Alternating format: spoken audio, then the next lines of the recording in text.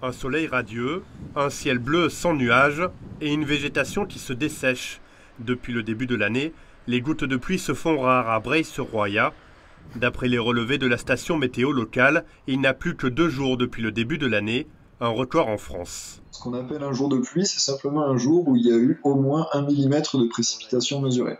On est pour l'instant à 39,5 mm exactement, donc depuis le 1er janvier. Normalement, à cette période de l'année, à cette station, on mesure environ 200 mm. Donc là, vous voyez qu'on est autour de 80% de déficit. Il faut remonter à 2000 pour avoir une pluviométrie encore plus basse.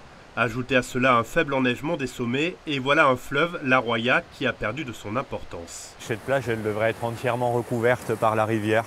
Là, on voit bien que le niveau d'eau, il est 50 cm en deçà de ce qui devrait être à cette époque-ci de l'année. Avant la tempête Alex, la Roya était plébiscitée par les amateurs de sport d'eau vive pour ses rapides et ses canyons. Un secteur qui fait vivre une quinzaine de professionnels, dont Laurent Collard.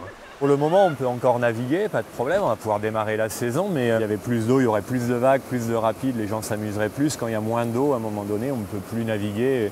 Et si la qualité de prestation n'est plus là, on va être obligé d'arrêter nos activités temporairement pour la saison. Alors on n'y est pas encore pour le moment, mais on le redoute.